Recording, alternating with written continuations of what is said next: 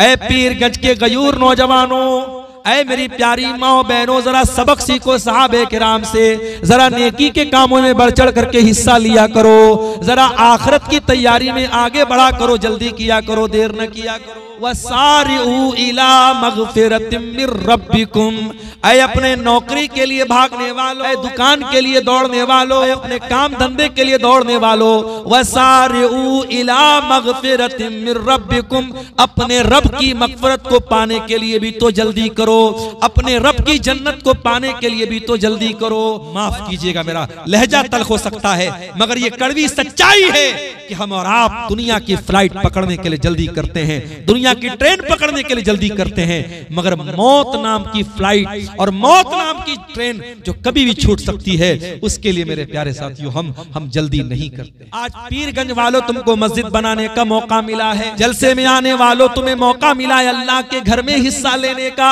इसको अपने हक में गनीमत समझना। एक दौर ऐसा भी आएगा तुम चाहोगे पैसा खर्च करना। आज अमेरिका जैसे ममालिक में दौलत वाले मुसलमान, दौलत है उनके पास, मगर उनके पास कोई ऐसी जगह नहीं जहां वो पैसा खर्च कर सके। अल्लाह न करे वो दौर आपके मुल्क में भी आ जाए, आप मस्जिद बनाना चाहेंगे मगर मस्जिद नहीं बना पाएंगे। आज कम से कम आप मस्जिद बना सकते हैं, अल्लाह मौका दे रहा है। मेरे प्यारे साथियों, इस मौके को गनीमत समझना। अल्हम्दुलिल्लाह नहमदुहु व नस्तईनुहु व नस्तगफिरुहु व नऊज़ु बिल्लाहि मिन शुरूरि अनफुसिना व मिन सय्यिआति अअमालिना।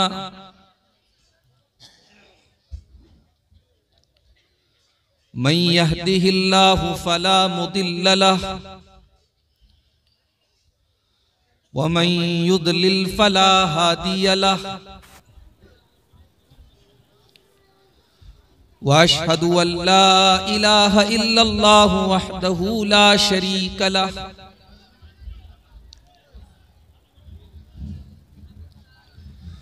व अशहदु अन्न मुहम्मदन अब्दुहु व रसूलुहु।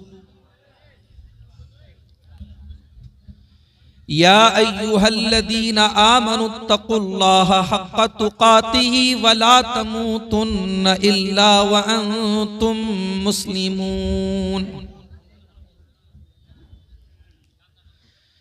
या अय्युहन्नासुत्तक़ू रब्बकुमुल्लज़ी ख़लक़कुम मिन नफ़्सिन वाहिदह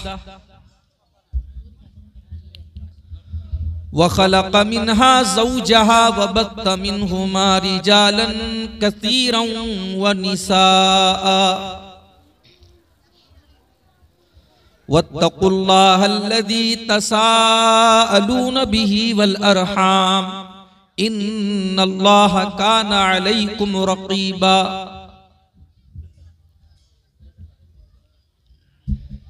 या अय्युहल्लज़ीना आमनुत्तक़ुल्लाहा वक़ूलू क़ौलन सदीदा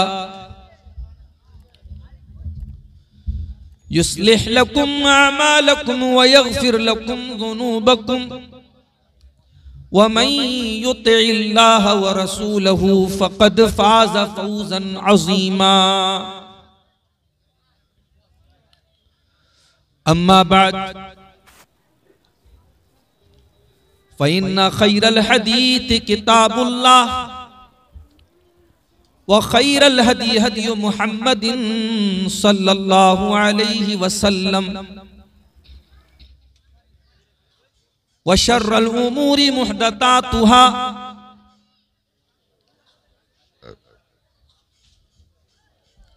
व कुल्ल मुहदसतिन बिदअह व कुल्ल बिदअतिन ज़लालह व कुल्ल ज़लालतिन फिन्नार।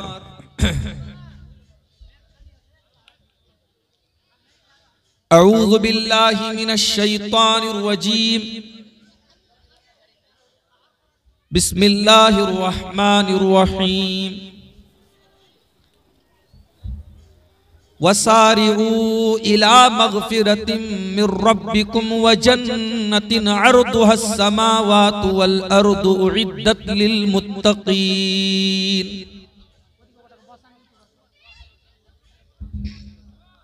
वक़ाल तआला फी मक़ामिन आखर इक़्तरब लिन्नासि हिसाबुहुम वहुम फी गफ़लतिन मुअरिदून। पीरगंज का आज का ये प्रोग्राम जामा मस्जिद की तामीर और तरक्की के लिए मुनक़िद हुआ है। मुझसे पहले बंगला जुबान में एक आलिम दीन आपके सामने अल्लाह के घर के लिए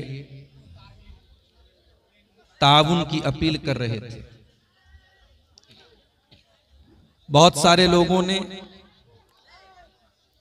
इस कार्य खैर में हिस्सा लिया है और बहुत से लोग अभी भी बाकी हैं। जिन भाइयों ने अभी तक आगे बढ़कर जन्नत में अपनी रजिस्ट्री नहीं करवाई, क्योंकि हम जानते हैं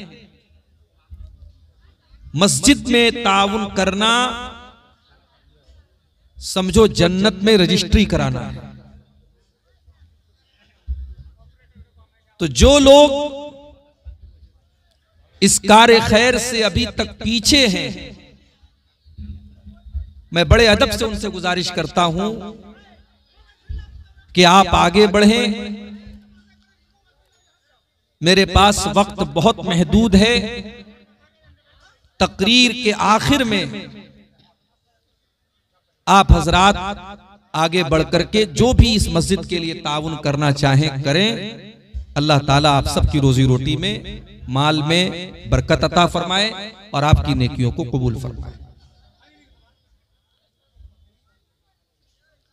मेरे भाइयों, दुनिया में इंसान जिस चीज को अहमियत देता है उस काम में इंसान जल्दी करता है। मिसाल के तौर पर अगर आपको फ्लाइट पकड़नी है या ट्रेन पकड़नी है और आपको यह मालूम है कि ट्रेन इतने बजे कटिहार स्टेशन छोड़ देगी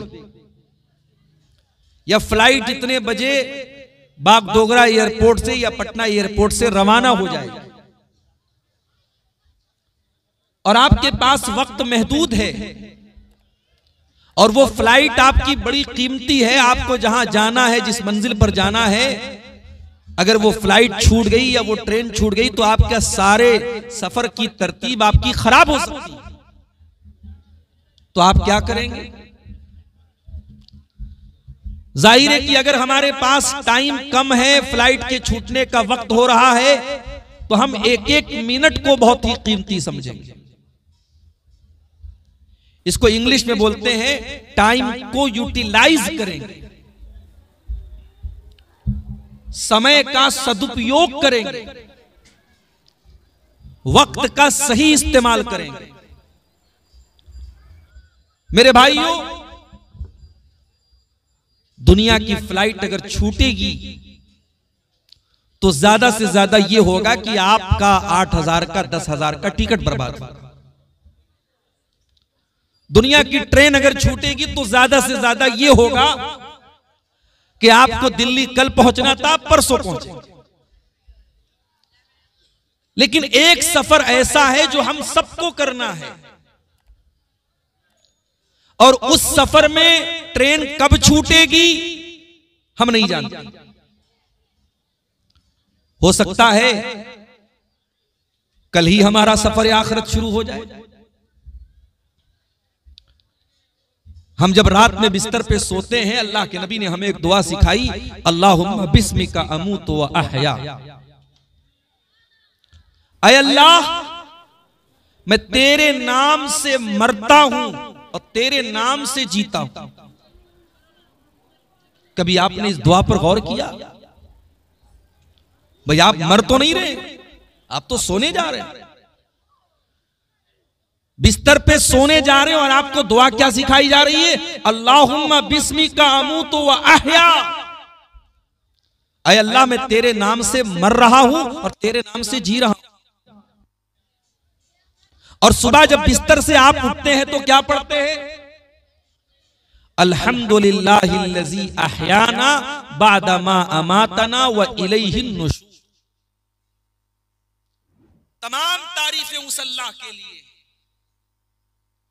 जिसने हमें मौत के बाद दोबारा जिंदा कर दिया और मरने के बाद उसी के पास पलट के जाना। ये दुआ समझ में नहीं आई। इंसान तो बिस्तर पे सो रहा है, फिर मरने की बात क्यों हो रही है? गोया ये दुआ सिखा करके अल्लाह के नबी आपको ये मैसेज दे रहे हैं, ये पैगाम दे रहे हैं, ऐ मेरी उम्मत के लोगों, जब तुम बिस्तर पे सोने जाते हो तो ये भी एक तरीके की मौत है। जब तुम सो जाते हो एक अलग दुनिया में चले जाते हो, तुम्हारा अपनी रियल लाइफ से फिर कोई ताल्लुक नहीं होता। तुम पीरगंज के गांव में सो रहे हो और ख्वाब में तुम दिल्ली की सैर कर रहे हो। तुम अपने बिस्तर पे सो रहे हो और ख्वाब में तुम मक्का और मदीना की जियारत कर रहे हो। तुम एक अलग दुनिया में हो। ऐ मेरी उम्मत के लोगों, ऐसा ही मरने के बाद भी तुम्हारे साथ होगा। तुम्हारी बॉडी तो कब्र के अंदर होगी, लेकिन तुम किसी और दुनिया में रहोगे, जिस दुनिया को कुरान और हदीस के अंदर बरज़ख कहा गया है। बरज़ख का मतलब आप समझते हैं? कभी रोड पर आपने देखा होगा, रोड पर एक तरफ की रोड को दूसरी तरफ की रोड से अलग करने के लिए एक डिवाइडर लगाया जाता है। उसी को अरबी में, उसी डिवाइडर को या उसी बैरियर को अरबी में बरज़ख कहते हैं। गोया जब इंसान मर जाता है, कब्र में चला जाता है, अब उसकी जिंदगी और हमारी जिंदगी के बीच में एक बैरियर आ गया। हमें नहीं मालूम कि उसकी कब्र में उसके साथ क्या हो रहा है, अच्छा हो रहा है या बुरा हो रहा है।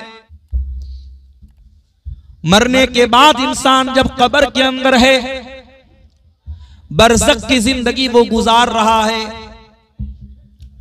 अपने अपने अमल के एतबार से, अपने अपने अकीदे के एतबार से कब्र के अंदर उसके साथ मामला हो रहा है।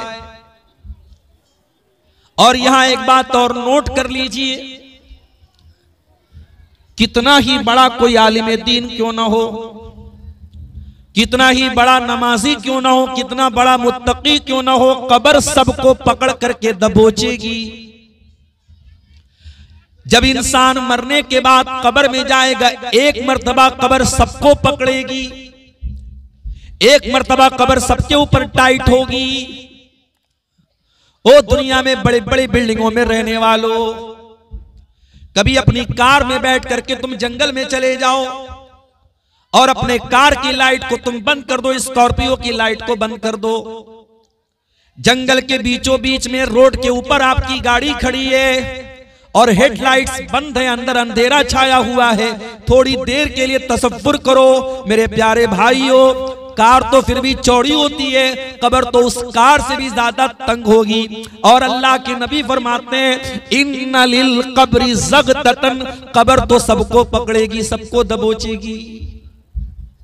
कब्र सबको दबोचेगी। अज़ाबे कब्र सबको नहीं होगा, मगर कब्र सबके ऊपर टाइट होगी। मेरे ऊपर भी होगी, आपके ऊपर भी होगी। अल्लाह के नबी के एक सहाबी थे, नाम था साद इब्ने मुआज रज़ी अल्लाह ताला अन्हु। बड़े नेक सहाबी थे, बहुत ऊंचा उनका मकाम था, मर्तबा था, इंतकाल हो गया उनका। भारी भरकम बदन था। जनाजा जब उठाया जाने लगा तो जनाजा बड़ा हल्का था। कुछ मुनाफिकों ने कहा, पता नहीं क्या बात है, साद इब्ने मुआज का जनाजा इतना हल्का क्यों है। अल्लाह के प्यारे नबी ने फरमाया इन्न लहू हमलतन गैरुकुम, ऐ मेरे सहाबा, साद इब्ने मुआज के जनाजे में फरिश्ते भी शामिल है। 70,000 फरिश्ते उनके जनाजे में शामिल थे। साद इब्ने मुआज वो सहाबी हैं, जब उनका इंतकाल हुआ अल्लाह के नबी फरमाते हैं इhtazzal अर्शु लिमौती साद इब्ने मुआज, अल्लाह का अर्श भी साद इब्ने मुआज की वफात पर हिलने लगा था। साद इब्ने मुआज वो सहाबी है, अल्लाह के नबी फरमाते हैं फुतिहत लहू अबवाबुस समा, जब साद इब्ने मुआज का इंतकाल हुआ आसमान के दरवाजे खोल दिए गए, आसमान के फरिश्ते वेलकम करने लगे, इस्तकबाल करने लगे कि साद इब्ने मुआज आ गए। इतने बड़े सहाबी, उनका जनाजा आया, उनकी मैयत को अल्लाह के नबी कब्र में उतार रहे हैं। जब जनाजे को मैयत को कब्र में उतार दिया गया, अल्लाह के प्यारे नबी उसी कब्र के पास खड़े हैं। अचानक आपका चेहरा बदल गया, आपके चेहरे की रंगत बदल गई, आपके चेहरे पर खौफ आ गया, डर आ गया। आपने 3 मरतबा फरमाया सुभान अल्लाह सुभान अल्लाह सुभान अल्लाह, और 3 मरतबा आपने फरमाया अल्लाहु अकबर अल्लाहु अकबर अल्लाहु अकबर।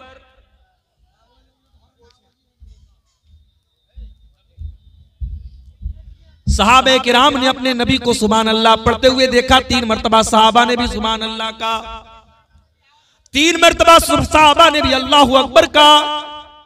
उसके बाद सहाबा ने पूछा अल्लाह के नबी क्या बात है, आप तस्बीह क्यों पढ़ रहे हैं, आप तकबीर क्यों पढ़ रहे हैं?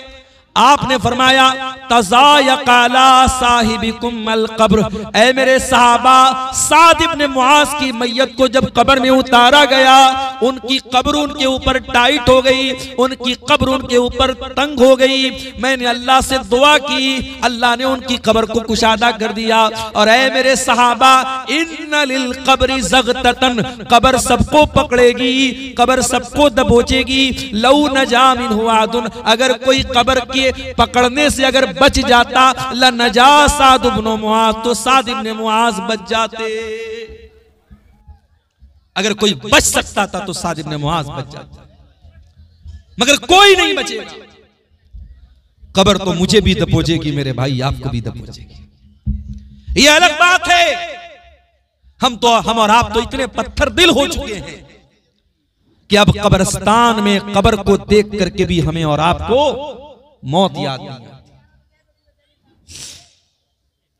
कब्रिस्तान में खड़े होकर के हंसी मजाक करने वालों, कब्रिस्तान में अपने मोबाइल पर अपनी महबूबाओं से बात करने वाले बदमाश नौजवानों, कब्रिस्तान की बेहुरमती करके उसके ऊपर जुआ खेलने वाले सख्त दिल लोगों, ये कब्रिस्तान वो जगह है जिसके बारे में शायर कहता है जगह जी लगाने की दुनिया नहीं है, ये इबरत की जा है तमाशा नहीं है।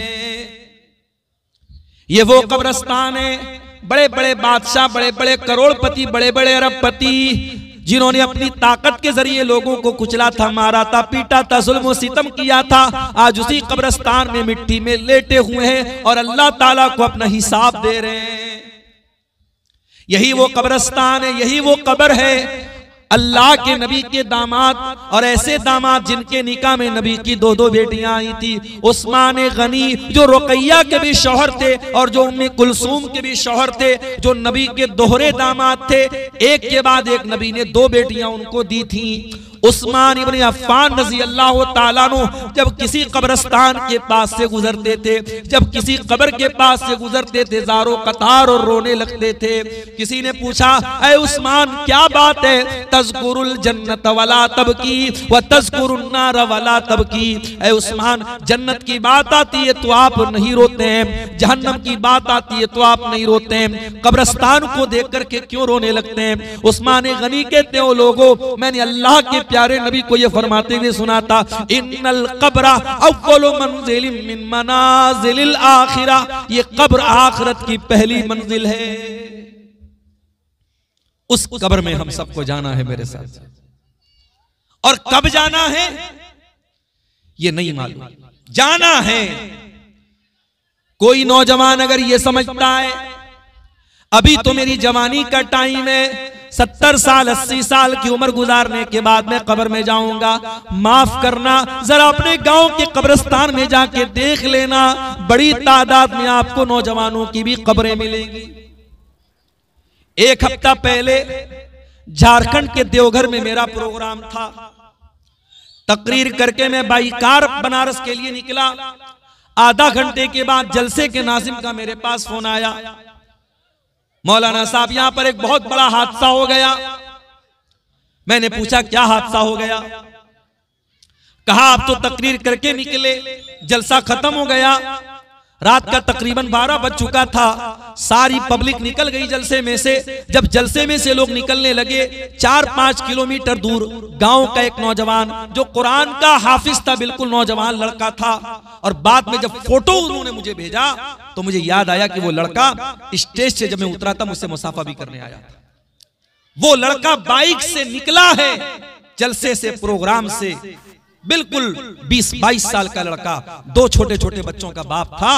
जब वो जलसे से निकला है और बाइक लेकर के जब वो आगे मेन रोड पर पहुंचा है, उसका गांव मेन रोड से राइट साइड में था, उसने इंडिकेटर दिए बगैर, उसने सोचा रात का टाइम है और जल्दीबाजी में उसने बगैर इंडिकेटर के गाड़ी को घुमाया है। पीछे से पिकअप वाले ने ऐसी टक्कर मारी है, ऑन द स्पॉट वो लड़का इंतकाल कर जाता है। ऑन द स्पॉट वो लड़का अल्लाह को प्यारा हो जाता है। मेरे प्यारे साथियों, उस नौजवान हाफिज कुरान ने जिसका नाम शफीउल्लाह था, उस 2 बच्चों के बाप ने क्या ये सोचा था जलसे से मैं नहीं आऊंगा, मेरी कटी फटी लाश आएगी? क्या उसकी बीवी ने ये सोचा था कि मेरा शौहर तकरीर सुनने के बाद जब घर में आएगा तो जिंदा नहीं आएगा, उसका जनाजा आएगा? क्या उसकी बीवी ने ये सोचा था कि जब मेरा शौहर तकरीर सुनकर के आएगा उसकी मैयत मेरे घर पे आएगी, उसकी कटी फटी लाश मेरे घर पे आएगी? ओ मेरे प्यारे भाइयों, क्यों अपनी मस्तियों में गाफिल पड़े हुए हो? मौत का हरकारा कभी भी तुम्हारे पास आ सकता है। मौत अपॉइंटमेंट लेकर के नहीं आएगी, मौत डेट नोट करवा करके नहीं आएगी, मौत आपसे पूछ करके नहीं आएगी। और याद रखो, जब मौत आएगी, हत्ता इज़ा जाअहदहुमुल मौत क़ाल रब्बिरजिऊन, मौत आएगी, इंसान कहेगा अल्लाह एक मौका और दे दे, एक चांस और दे दे, एक अवसर और दे दे, एक मर्तबा मुझे दुनिया में जाने का और मौका दे दे।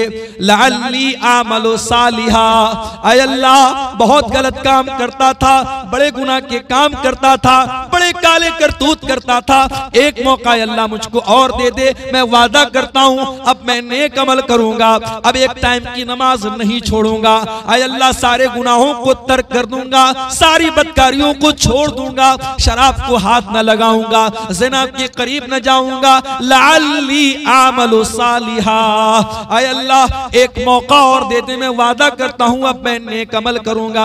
अल्लाह फरमाता है कल्ला इन्नहा कलिमतुन हुवा काइलुहा, ऐ मेरे बंदे अब कोई और मौका मिलने वाला नहीं है, जो मौका मिला था तुझे मिल चुका, अब मरने के बाद दोबारा कोई दुनिया में वापस नहीं जाएगा।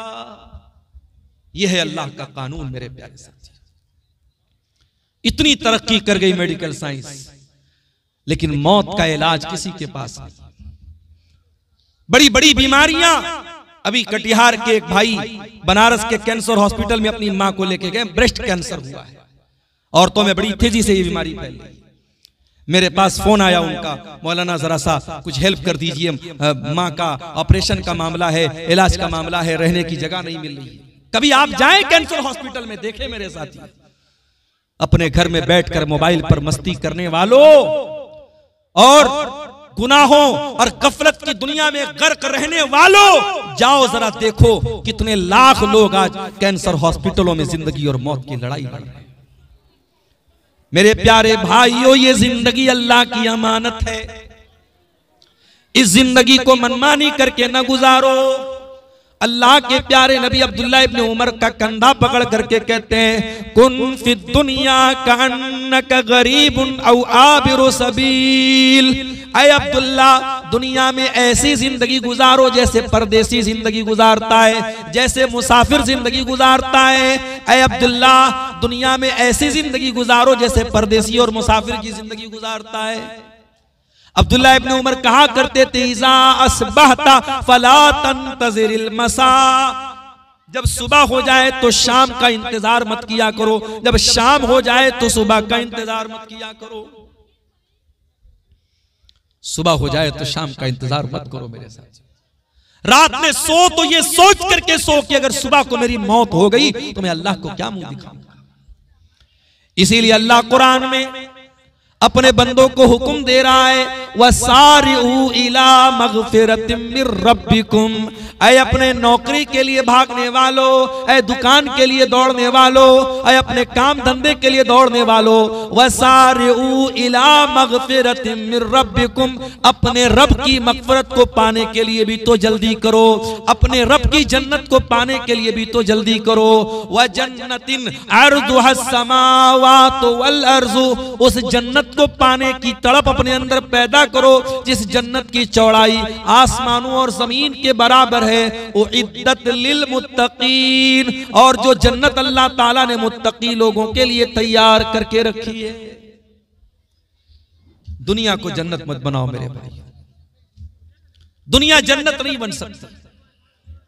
दुनिया में आप अच्छी से अच्छी जगह चले जाएं, किसी पिकनिक स्पॉट पे चले जाएं, जो मन चले वो खाएं, जो मन चले वो पिए, मगर दुनिया एक वक्त ऐसा आएगा कि दुनिया में आप बोर हो जाएंगे, दुनिया में थक जाएंगे। कितना घूमेंगे, कितना खाएंगे, कितना पिएंगे। दुनिया की खूबसूरती पर नाश करने वालों, कितने दिनों तक खूबसूरती पर नाश करोगे। बॉलीवुड की हीरोइनें आती हैं, जब जवान होती हैं, जब प्रेस कॉन्फ्रेंस में आती हैं, मीडिया वाले हर एंगल से उनका फोटो लेते हैं। और एक वक्त ऐसा आता है, बॉलीवुड की वही हीरोइन जब बूढ़ी हो जाती है तो कुत्ता भी उसको पूछने वाला नहीं। ये खूबसूरती, ये जवानी, दुनिया की हर चीज फना हो जाएगी मेरे साथ।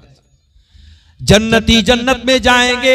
अल्लाह के नबी फरमाते हैं कि उनकी जवानी कभी खत्म नहीं होगी, उनकी खूबसूरती कभी बर्बाद न होगी। जन्नत में उनको न कोई थकावट होगी, न बोरियत होगी। जन्नत में एक मार्केट लगेगा जुमा के दिन, जब जन्नती उस मार्केट में से होकर के अपने घर आएंगे तो और ज्यादा खूबसूरत हो जाएंगे। जन्नत की तो बात ही निराली है मेरे प्यारे साथी।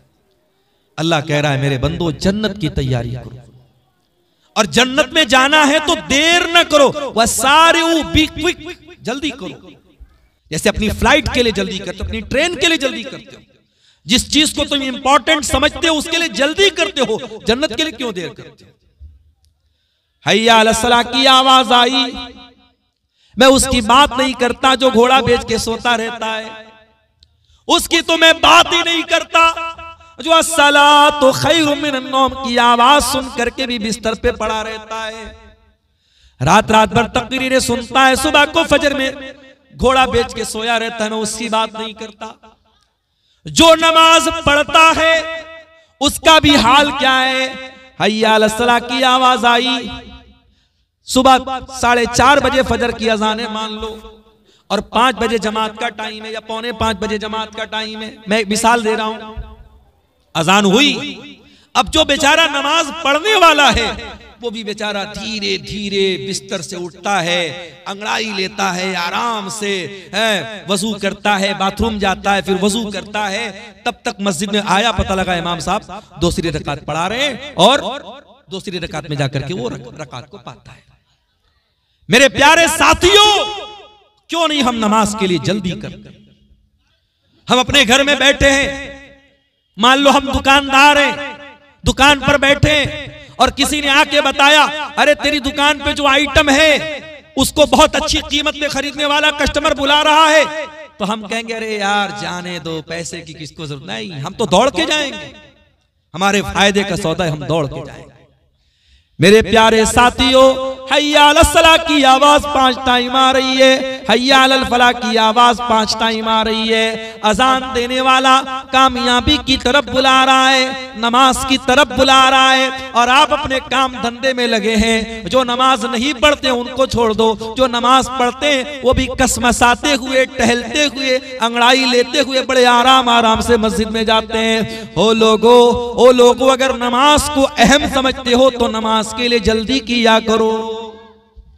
सूरह जुमा के अंदर देखिए अल्लाह क्या कहता है, या अय्युहल्लज़ीना आमनू इज़ा नूदिया लिस्सलाह, ऐ ईमान वालो जब जुमा के दिन जुमा की अजान हो जाए, फसाउ इला ज़िक्रिल्लाहि व ज़रुल बई, तो जल्दी से दौड़ो अल्लाह के जिक्र की तरफ और कारोबार बंद कर दो। अल्लाह ने ये नहीं कहा कि आराम आराम से जाओ, अल्लाह ने कहा फसआउ इला ज़िक्रिल्लाह, दौड़ करके भाग करके मस्जिद में जाओ। मतलब यहां मुराद यह है कि जल्दी करो, देर मत करो।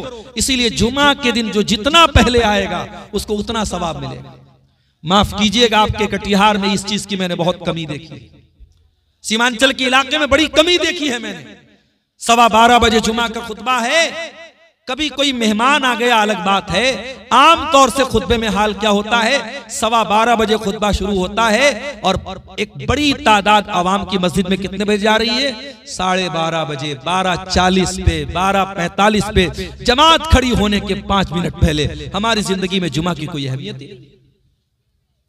मेरे प्यारे साथियों, कुरान कहता है जब जुमा के दिन अजान हो जाए तो अल्लाह के जिक्र की तरफ दौड़ करके भागो, व ज़रुल बई, और कारोबार छोड़ दो, लेन देन छोड़ दो।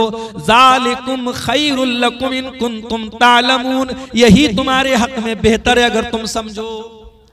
फैज़ा क़ुज़ियतिस सलातु फंतशिरू फिल अर्ज़ि वब्तगू मिन फ़ज़लिल्लाह, और जब जुमा की नमाज खत्म हो जाए तो फिर से अपने मार्केट में चले जाओ, अपने काम धंधे में लग जाओ और जमीन में फैल करके अल्लाह की रोजी तलाश करो। ये है इस्लाम। इस्लाम नमाज पढ़ने का भी हुक्म दे रहा है और नमाज खत्म हो गई तो कारोबार करने का भी हुक्म दे रहा है। इस्लाम घर में बैठ करके घंटा बजाने की तालीम नहीं देता है, माफ कीजिएगा। इस्लाम की तालीम नहीं है ये कि जाओ और किसी नदी में जाके डुबकी लगाओ तुम्हारे पाप धुल जाएंगे, माफ कीजिएगा, ये इस्लाम की तालीम है। इस्लाम में आपको कपड़ा पहनने का हुक्म दिया गया है, नंगा रहना पागलपन की अलामत है। इस्लाम में नंगा रहने को इबादत करार नहीं दिया गया। कभी आपने गौर किया, दुनिया के दूसरे मज़ाहिब में कोई नंगा है और नंगा रहने को वो अपने लिए इज्जत समझ रहा है। नंगा इंसान है, मर्द नंगा है, शर्मगा नजर आ रही है, औरतें आकर के हाथ जोड़ रही हैं, सजदा कर रही हैं उसके आगे। ये गंदगी, ये मजाक इस्लाम में नहीं है मेरे प्यारे साथियों। इस्लाम बड़ा ही साफ सुथरा मज़हब है। इस्लाम आपको निकाह करने का भी हुक्म देता है। इस्लाम ये नहीं कहता कि बीवी बच्चों को छोड़ करके कुटिया बना लो, जंगल में चले जाओ। ये ढोंग है, ये पाखंड है, ये नाटकबाजी है। इस्लाम इससे बरी है। इस्लाम ये कहता है कि निकाह भी करो, बीवी का भी हक अदा करो, बच्चों का भी हक अदा करो और अल्लाह का भी हक अदा करो। हमारे नबी ने 9 बीवियों को साथ में रखा, हमसे तो एक नहीं रखी जाती। एक बीवी वाले बेचारे परेशान हैं, आए दिन मेरे पास मसला आता रहता है, मौलवी साहब बीवी का फोन आ रहा है, शौहर ने ये बोल दिया, कभी शौहर का फोन आ रहा है, बीवी ने ये हरकत कर दी, आज मियां बीवी में नहीं पटरी खा रही। 9 बीवियों को नबी ने रखा, सबका हक अदा किया। मेरे प्यारे साथियों, इस्लाम वो दीन है, प्यारा दीन है, हम इस इस्लाम के मानने वाले। इसीलिए अल्लाह कुरान में कह रहा है जब जुमा की नमाज खत्म हो जाए तो जमीन में फैल जाओ, वब्तगू मिन फ़ज़लिल्लाह, और अल्लाह ताला के फजल करम को तलाश करो, उसकी रोजी को तलाश करो। यहां भी आप देखिए अल्लाह ने दौड़ने का हुक्म दिया है, भागने का हुक्म दिया है।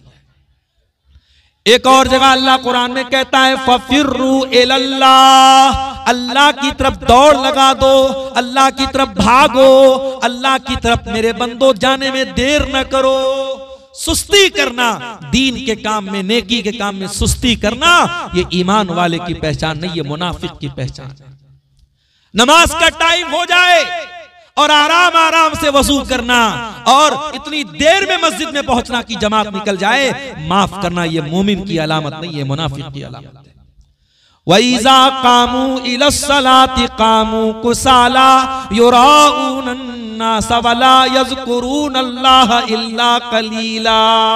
ये मुनाफिक लोगों का हाल है, जब वो नमाज के लिए खड़े होते हैं सुस्ती के साथ खड़े होते हैं, काहिली के साथ खड़े होते हैं, लोगों को दिखाने के लिए नमाज पढ़ते हैं और अल्लाह ताला को बहुत कम याद करते हैं। नमाज भी ऐसे मत पढ़ो जैसे एहसान करते हो, नमाज पढ़ो तो ढंग से पढ़ो मेरे प्यारे। इसीलिए अल्लाह कुरान में जब मस्जिद का जिक्र करता है, आज पीरगंज वालों तुमको मस्जिद बनाने का मौका मिला है, जलसे में आने वालों तुम्हें मौका मिला है अल्लाह के घर में हिस्सा लेने का, इसको अपने हक में गनीमत समझना। एक दौर ऐसा भी आएगा तुम चाहोगे पैसा खर्च करना। आज अमेरिका जैसे ममालिक में दौलत वाले मुसलमान, दौलत है उनके पास, मगर उनके पास कोई ऐसी जगह नहीं जहां वो पैसा खर्च कर सके। अल्लाह न करे वो दौर आपके मुल्क में भी आ जाए, आप मस्जिद बनाना चाहेंगे मगर मस्जिद नहीं बना पाएंगे। आज कम से कम आप मस्जिद बना सकते हैं, अल्लाह मौका दे रहा है मेरे प्यारे साथियों, इस मौके को गनीमत समझना। अल्लाह कुरान में मस्जिद का जिक्र करते हुए कहता है फी बुयूतिन अज़ीनल्लाहु अन तुरफा, अल्लाह के घरों को अल्लाह ताला ने बुलंद करने का हुक्म दिया है। अभी मैं जुमा पढ़ाया था मैंने आज हरीशपुर में, तो वहां एक मदरसे में छोटा मोटा प्रोग्राम हुआ बच्चों के सामने। तो एक साहब ने आकर के मसला पूछा, कहा मौलवी साहब हमारे यहाँ हर चीज का ऐलान मस्जिद में होता है, बकरी खो गई मस्जिद में लाउड स्पीकर में ऐलान हो रहा है, बच्चा गुम हो गया मस्जिद में ऐलान हो रहा है। मस्जिद को अनाउंसमेंट सेंटर मत बनाओ मेरे प्यारे साथ, मस्जिद को ऐलान करने की जगह मत बनाओ। नबी ने बद्दुआ की है कि अगर कोई आकर के मस्जिद में ऐलान करता है मेरा सामान खो गया, अल्लाह के नबी ने फरमाया उसका सामान न मिले जो मस्जिद में आके ऐलान करता है। मस्जिद अल्लाह के जिक्र की जगह है, उसको कारोबार की जगह, उसको ऐलान की जगह मत बनाओ मेरे प्यारे साथ। अल्लाह कह रहा है फी बुयूतिन अज़ीनल्लाहु अन तुरफा, मस्जिद वो घर है अल्लाह ताला का जिसको अल्लाह ने बुलंद करने का हुक्म दिया है। बुलंद का मतलब ये नहीं कि मस्जिद की हाइट ऊंची होनी चाहिए, बुलंद का मतलब ये है मस्जिद में कोई ऐसा काम ना किया जाए जो मस्जिद की शान के खिलाफ है। अरे कच्चा प्याज और कच्चा लहसुन खा करके भी मस्जिद में आने से मना किया गया है। अल्लाह के नबी ने फरमाया मन अकला मिन हाज़िही शजरा, जो लहसुन खाए, कच्चा प्याज खाए, जो कच्चा लहसुन खाए, जो गंदना खाए, वो खा करके मस्जिद में ना आए। बनारस में रमजान में इफ्तार जब लोग करते हैं तो चना की घुगनी खाते हैं, तो चना की घुगनी में कभी कभी ऊपर से प्याज भी डाली जाती है। तो ये मसला आया एक मर्तबा, तो मैंने बाकायदा खुतबा जुमा में बयान किया कि अगर आप मगरिब की नमाज पढ़ने मस्जिद में आ रहे हैं और चना की घुगनी खा के आ रहे हैं, ऊपर से कच्चा प्याज डाला हुआ है, तो अच्छे तरीके से कुल्ली करके आइए, क्योंकि कच्चा प्याज खा करके आने से अल्लाह के नबी ने मना किया है। और गौर करो, जब कच्चा प्याज खा करके मस्जिद में आना मना है, तो बीड़ी पीने वाला, सिगरेट पीने वाला, गुटखा खाने वाला और गुलमंजन करने वाला जिसके मुंह से उस चीज की महक आती है, समझो वो कितनी तकलीफ पहुंचाता है। अल्लाह के नबी ने फरमाया कि कच्चे प्याज और कच्चे लहसुन की महक से फरिश्तों को तकलीफ होती है। अगर प्याज और लहसुन की महक से फरिश्तों को तकलीफ होती है तो माफ कीजिएगा, आपके गुटखा से, आपकी खैनी से, आपकी बीड़ी से और आपके सिगरेट से भी फरिश्तों को तकलीफ पहुंचती है। अज़ीनल्लाहु अन तुरफा, मस्जिद को अल्लाह ताला ने बुलंद करने का हुक्म दिया है। व युज़कर फ़ीहा इस्मुहु, और मस्जिद में अल्लाह ताला ने अपना नाम लेने का हुक्म दिया है। युसब्बिहु लहू फ़ीहा बिलगुदुव्वि वल आसाल, और मस्जिद में सुबह शाम अल्लाह ताला की तस्बीह होती है। कौन करता है अल्लाह की तस्बीह? फरमाया रिजालुल ला तुल्हीहिम तिजारतुन वला बई, अल्लाह के घर में अल्लाह की तस्बीह वो लोग करते हैं जो हकीकत में मर्द होते हैं। कौन है हकीकत में मर्द? फरमाया ला तुल्हीहिम तिजारा, वो तिजारत भी करते हैं, व्यापार भी करते हैं, बिजनेस भी करते हैं, मगर उनका कारोबार उनको अल्लाह के जिक्र से गाफिल नहीं करता है। कारोबार करो मेरे प्यारे साथियों, बिजनेस करो, इस्लाम तुम्हें मना नहीं करता, मगर आपका कारोबार, आपका लेन देन आपको अल्लाह के जिक्र से न रोके, आपको नमाज से न रोके। अगर आपको वाकई में अल्लाह का डर है तो नमाज के टाइम सारा कारोबार और लेन देन बंद हो जाना चाहिए। हय्या अलस सलाह की आवाज सुनने के बाद सब कुछ बंद हो जाना चाहिए। अबू बकर सिद्दीक को देखो मेरे प्यारे साथियों, अल्लाह के नबी अपने सहाबा के साथ बैठे हुए हैं। आपने फरमाया मन अस्बह मिनकुम साइमन, तुम में से आज कौन रोजा रख करके आया है? अबू बकर सिद्दीक कहते हैं अल्लाह के नबी मैं रोजा रख के आया हूं। आपने पूछा मन आता मिनकुमुल यौम मिस्कीना, आज तुम में से कौन है जिसने किसी मिस्कीन को खाना खिलाया हो? हजरत अबू बकर ने कहा अल्लाह के नबी मैंने एक मिस्कीन को खाना भी खिलाया है। आपने फरमाया मन आदा मिनकुमुल यौम मरीजन, क्या तुम में से कोई ऐसा है जिसने किसी बीमार की अयादत की हो, किसी मरीज की हाल चाल जाकर के लिया हो? अबू बकर सिद्दीक कहते हैं अल्लाह के नबी मैंने एक बीमार की अयादत भी की है। फिर नबी ने फरमाया मन तबिया मिनकुम जनाजतन, क्या कोई ऐसा भी है जो किसी मुसलमान के जनाजे में शामिल हुआ हो? अबू बकर सिद्दीक ने कहा अय अल्लाह के नबी मैं एक मुसलमान के जनाजे में भी गया हूं। नबी नेकियों का नाम लेते चले जा रहे और अबू बकर सिद्दीक का हाथ उठता चला जा रहा है। हर चीज पर वो कहते मैंने भी किया है। अल्लाह ऐ अबू बकर ये तमाम नेकी का काम अगर किसी एक दिन में कोई इकट्ठा करता है तो ये सारी नेकियां उसको जरूर जन्नत में लेकर के जाएंगी। अबू बकर सिद्दीक से सीखो मेरे प्यारे साथियों, नेकी करने का मौका मिले तो देर न करो, नेकी में सबकत करो, नेकी में जल्दी करो मेरे प्यारे साथियों। हम और आप सर से पैर तक गुनाहों में लथपथ हैं। कितने गुनाह ऐसे करते हैं जो जहन्नम में हमको लेकर के जाने वाले हैं। हमको अगर ये बताया गया कि सदका खैरात करने से अगर जहन्नम से बच सकते हैं तो हमें सदका खैरात करने में देर नहीं करनी चाहिए। हमको अगर बताया गया कि तौबा करने से जहन्नम से बच सकते हो तो तौबा करने में हमको देर नहीं करना चाहिए। अगर हमको बताया गया इन्नल हसनात युज़हिबनस सय्यिआत, नेकी करो, नेकी करने से तुम्हारे पाप माफ हो जाएंगे, तुम्हारे गुनाह माफ हो जाएंगे, तो हमें नेकी करने में देर नहीं करनी चाहिए मेरे प्यारे साथियों। अल्लाह कहता, अल्लाह के नबी फरमाते हैं इत्तकुन नार, जहन्नम से बचो वलौ बिशिक्कि तमरा, अगरचे अल्लाह की राह में खजूर का एक टुकड़ा ही दे करके बच सकते हो। जहन्नम से अपने दामन को बचाओ मेरे प्यारे साथी। गज़वे तबूक का मौका याद कीजिए।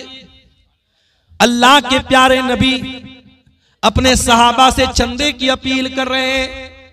ये चंदा मांगने का सिलसिला कोई नया नहीं है, नबी सहाबा से चंदा मांगा है।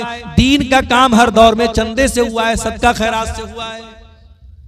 अल्लाह के प्यारे नबी ने सहाबा से अपील की कि हमें रोमियों से लड़ने जाना है, मदीना से 700 किलोमीटर का सफर तय करना है। ऐ मेरे सहाबा आगे बढ़ो और इस कार्य खैर में हिस्सा लो, इस नेकी के काम में हिस्सा लो। जो हिस्सा लेगा मैं जन्नत की गारंटी देता हूं। सहाबे किराम उनमें गरीब भी थे, उनमें मजदूर भी थे, उसमें थोड़े से जौ की मजदूरी पर काम करने वाले मजदूर भी थे, उनमें करोड़पति लोग भी थे। सहाबे किराम अपनी अपनी कैपेसिटी के एतबार से, अपनी अपनी ताकत के एतबार से चंदा लाए। कुछ सहाबा ऐसे भी थे जो मजदूरी करते थे, जितना कुआं खोदते थे रोज पानी पी जाते थे। उनके दिल में भी ख्याल आया, नबी ने चंदे की अपील की, हमें भी कार्य खैर में हिस्सा लेना चाहिए। उन सहाबे किराम ने नाइट ड्यूटी में काम किया, नाइट शिफ्ट में काम किया और जो एक्स्ट्रा मजदूरी मिली ला करके अल्लाह के नबी को ला करके दे दिया। हजरत उमर फारूक कहते हैं मेरे दिल में हमेशा इस बात का मलाल रहता था, जब भी नेकी का मामला आता है अबू बकर आगे निकल जाते हैं, मैं पीछे रह जाता हूं। आज मैं आगे निकलूंगा, अबू बकर पीछे रह जाएंगे। उमर फारूक अपने घर आते हैं, अपने घर के सारे सामान को इकट्ठा करते हैं और आधा माल घर में छोड़ते हैं और आधे माल को पैक करके बोरे में भर करके अल्लाह के नबी के पास लाते हैं। नबी अकरम के सामने ला करके वो बोरा रख देते। नबी अकरम सवाल करते हैं, माँ अब कई तल अहलिक, ऐ उमर घर वालों के लिए क्या छोड़ के आए हो? हजरत उमर कहते हैं, अल्लाह के नबी घर वालों के लिए आधा छोड़ के आया हूं, आधा लेके आया हूं। घर वालों की आप टेंशन मत लीजिए, मैं आधा छोड़ के आया हूं। उमर फारूक मन ही मन बड़े खुश हो रहे हैं कि आज तो नेकी के मामले में मैं आगे निकल गया। थोड़ी देर के बाद अबू बकर सिद्दीक भी आते हैं, वो भी अपने घर का माल लेकर के आए, अपने घर का सामान लेके आए, रुपया पैसा लेकर के आए, कपड़ा लत्ता लेकर के आए हैं, बोरा भर के लेके आए, बोरा ला के रख देते हैं। अल्लाह के नबी उनसे भी सवाल करते हैं, माँ अब कई तल अहलिक, ऐ अबू बकर घर वालों के लिए क्या छोड़ के आए हो? अबू बकर जवाब देते हैं, अब कई तो लहुमुल्लाह व रसूलहू, ऐ अल्लाह के नबी मैं अपने घर में झाड़ू लगा के आया हूँ, सब साफ करके आया हूँ, कुछ भी घर में नहीं छोड़ा है। ऐ अल्लाह के नबी आज अल्लाह के दीन को मेरे माल की जरूरत है, मैं अपने बच्चों के लिए माल बचा के क्या करूंगा, अपने घर वालों के लिए माल बचा के क्या करूंगा, आज अल्लाह के दीन को मेरे माल की जरूरत है। ऐ अल्लाह के नबी मैं अपना सब कुछ लेके आया हूँ और घर वालों को अल्लाह और उसके रसूल के नाम पे छोड़ के आया हूं। उमर फारूक रोने लगे मेरे प्यारे साथी।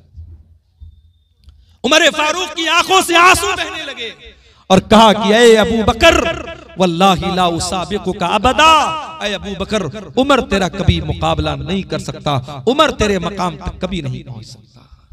ऐ पीरगंज के गयूर नौजवानों, ऐ मेरी प्यारी माओ बहनों, जरा सबक सीखो सहाबे किराम से, जरा नेकी के कामों में बढ़ चढ़ करके हिस्सा लिया करो, जरा आखिरत की तैयारी में आगे बढ़ा करो, जल्दी किया करो, देर न किया करो। उसी गज़वे तबूक के मौके पर एक और मंजर भी हमको देखने में आता है।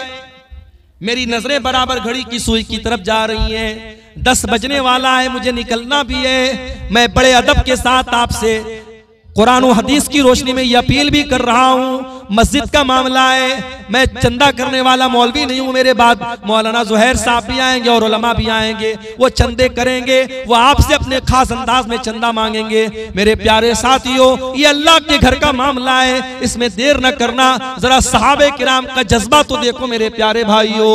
गज़वे तबूक का मौका था, इस्लाम की अजीबो गरीब लड़ाई है, तबूक का मौका है। अल्लाह के नबी के सहाबा में कुछ गरीब सहाबा थे, वो अल्लाह के नबी के पास आते हैं, अय अल्लाह के नबी हम भी आपके साथ गज़वे तबूक में जाना चाहते हैं, हमें भी अपने साथ लेकर के चलिए। आपने फरमाया कि ऐ मेरे सहाबा, मेरे पास सवारी का इंतजाम नहीं है, अगर आपके पास सवारी है तो आप चलिए, शौक से चलिए, लेकिन सवारी नहीं है तो मैं माजरत चाहता हूं, मैं आपको लेके नहीं जा सकता। यानी इतनी गुर्बत।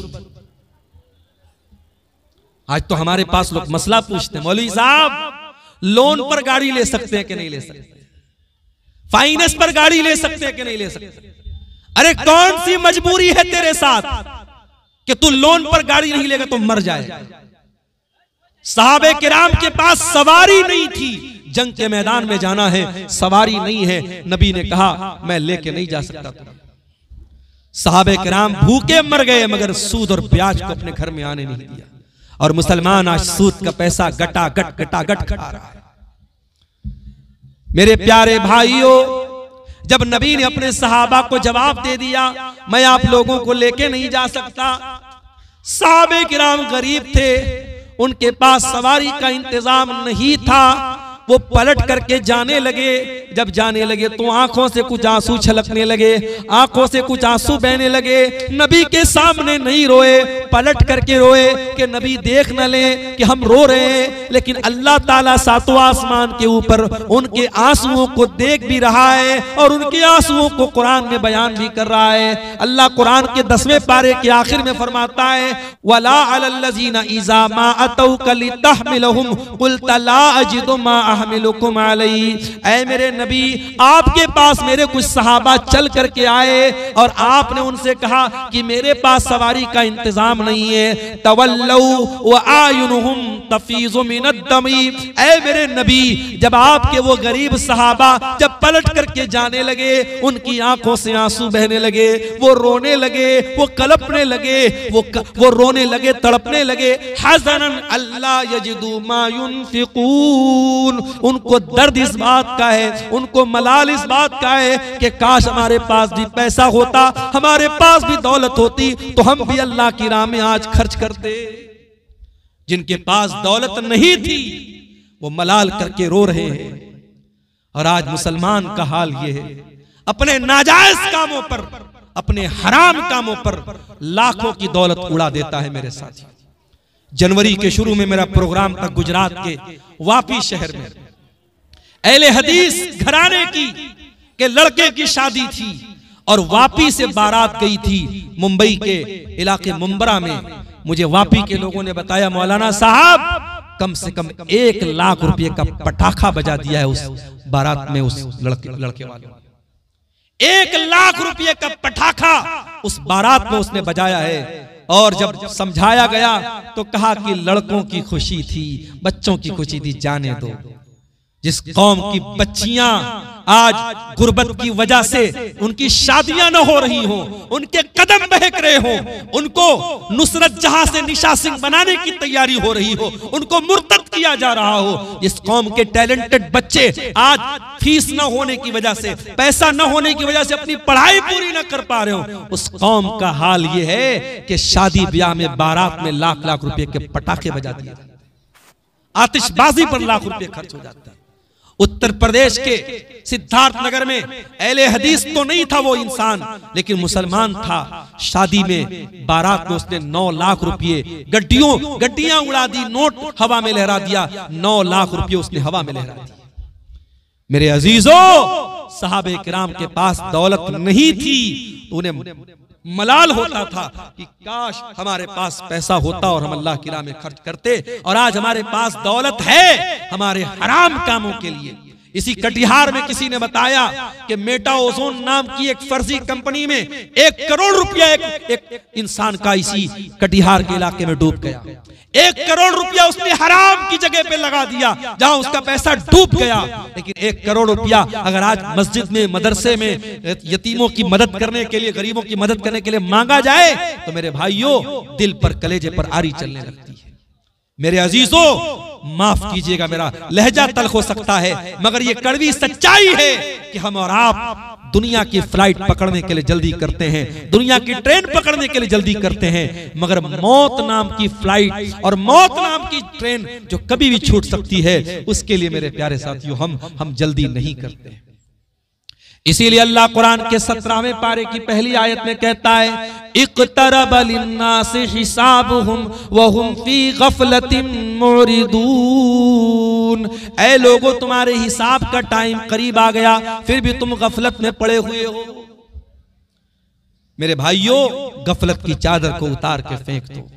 अल्लाह के वास्ते अपने आप को थोड़ा चाको चौबंद करो, थोड़ा अपने आप को सुस्ती से निकाल करके चुस्ती अपने अंदर पैदा करो। जहां दीन का मामला है, जहां अल्लाह की राह में कुछ करने का मामला है। अभी झारखंड के एक शहर बरहेट में प्रोग्राम होने वाला है, इसी महीने की 21-22 तारीख को प्रोग्राम है। बहुत बड़ा प्रोग्राम होता है, पूरे झारखंड में शायद उतना बड़ा प्रोग्राम ना होता हो। वहां के एक नौजवान ने, जो शायद मुंबई या पुणे में कहीं पढ़ाई करता है, उस नौजवान ने मुझे मैसेज किया कि मौलाना साहब, बरहेट में आप जा रहे हैं, जरा आप कुछ चीजें मैं बता रहा हूं, जरा उस पर आप तवज्जो दीजिएगा।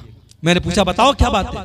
उसने कहा, मौलाना साहब, रात में होने वाले झारखंड के अंदर ये जलसे बहुत सारी बुराइयों का सबब बन रहे हैं, बहुत सारे जिना के वाकयात हो रहे हैं। इन जलसों के पीछे रात के इस सन्नाटे में बड़े बदकारियां और बड़े गलत काम हो रहे हैं। मौलाना, अगर हो सके तो आप ये मैसेज दीजिए कि प्रोग्राम दिन में कराया जाए, और आप ये भी मैसेज दीजिए कि कौम की बच्चियां बड़ी तेजी से बेहया हो रही हैं, उनको हयादार कैसे बनाया जाए, इस पर मेहनत किया जाए।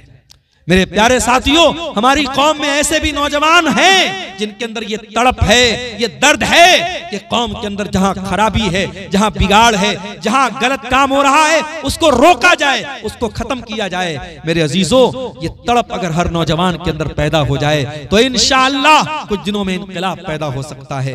जरूरत इस बात की है कि कहने सुनने से ज्यादा हम अमल करने की कोशिश करें, अपनी गफलत पर हम काबू पाने की कोशिश करें। अल्लाह से दुआ है रब्बुल आलमीन हमें कहने सुनने से ज्यादा अमल करने की तौफीक अता फरमाए। अल्लाह ताला हम सबको नेक अमल और नेक समझ की तौफीक अता फरमाए, जब तक दुनिया में जिंदा रखे, इस्लाम पर जिंदा रखे और हम सबका खात्मा ईमान पर हो। आमीन व आखिर दावाना अल्हम्दुलिल्लाहि रब्बिल आलमीन।